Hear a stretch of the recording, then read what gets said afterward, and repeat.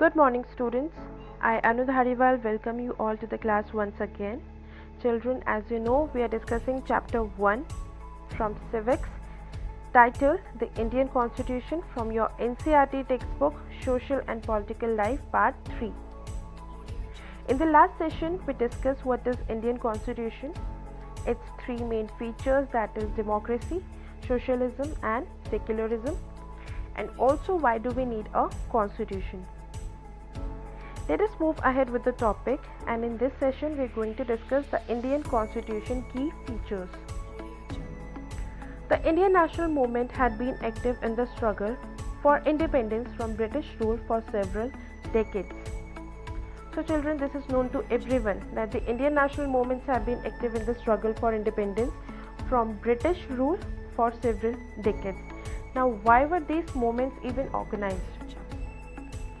The Indian national movement was organized mass movement. It was a mass movement and which was concerned with the interest of the people of India and affected by both internal as well as the external factors.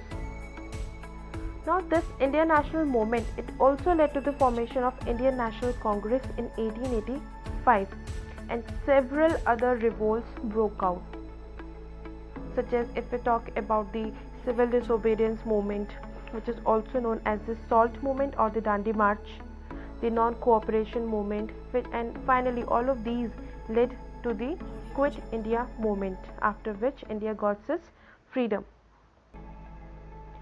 Nationalists devoted a great deal of time to imagining and planning what a free India would be like. All the nationalists, all the people who fought for the freedom of India, for the independence of India, all of them devoted a great deal of time to imagine and plan what a free India would be like.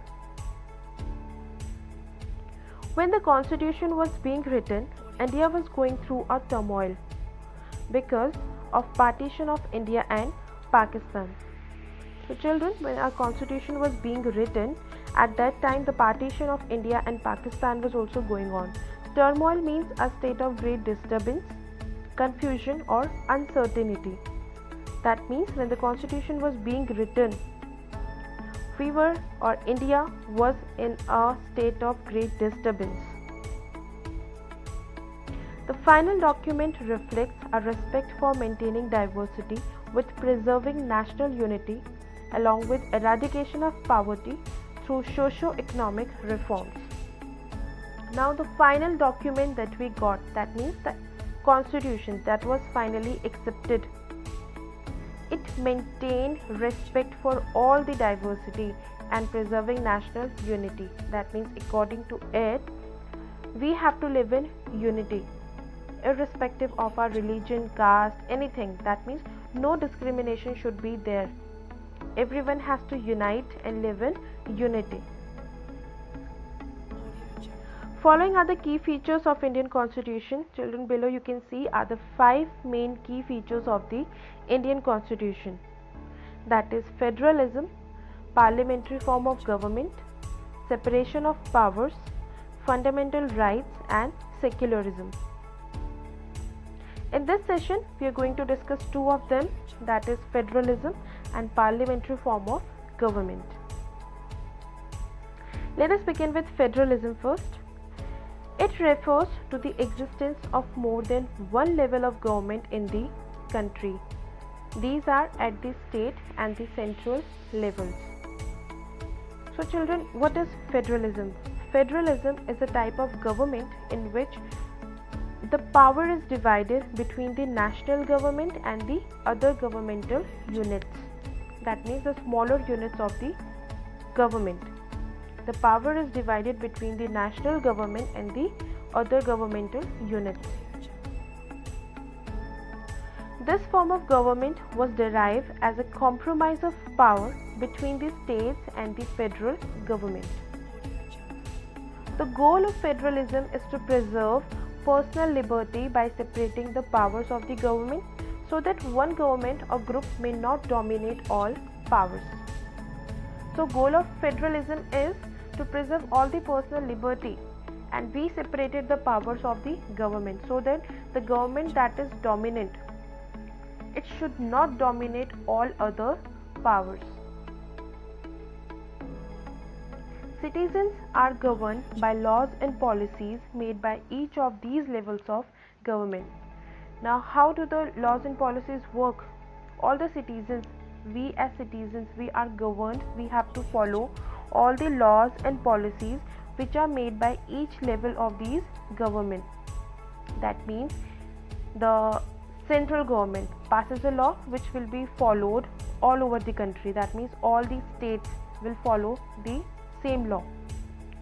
But when the state government passes a certain law, that will only be followed in that particular state. Suppose a law is made in Dehradun, or we say in Uttarakhand. So that law will only be followed in Uttarakhand, not in other states like Maharashtra, Madhya Pradesh or Andhra Pradesh, only in Uttarakhand. But if the law is made by the central government or the national government, so it will be followed in all the states, all over the country. So that is why we are saying citizens are governed by laws and policies made by each of these levels of government. And also it has been kept in mind that the powers of both these government are separated. The state government has its own power and the national or the central government has its own power. Talking about the second one is parliamentary form of government. The Constitution of India guarantees universal adult suffrage for all citizens. Now, what is universal adult suffrage, children? This means every citizen of the country, irrespective of his or her social background, have a direct role in electing their representatives.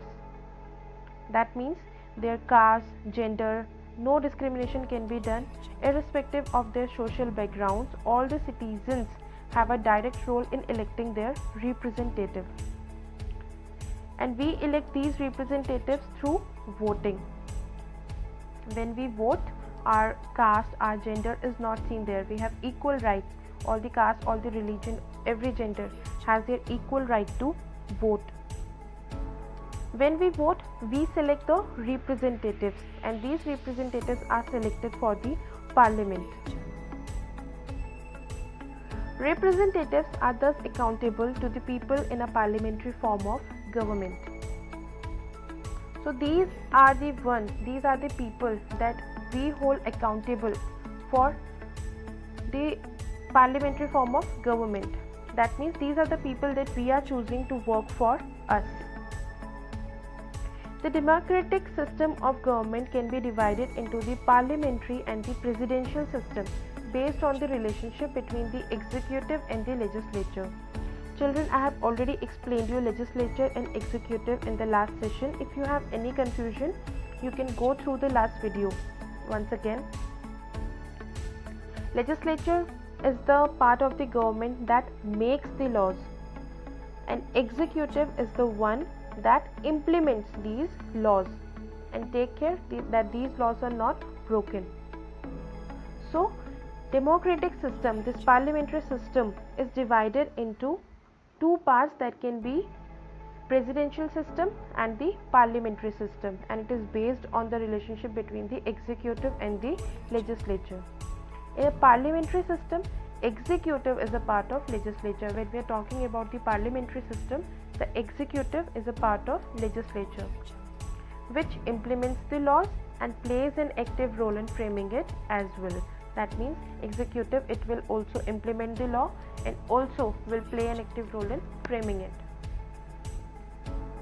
In a parliamentary system, the head of the state may be a monarch or a president. That means if we are having a parliamentary system, head of the state can either be a monarch, that is a king, or a president. But both of these positions are only ceremonial.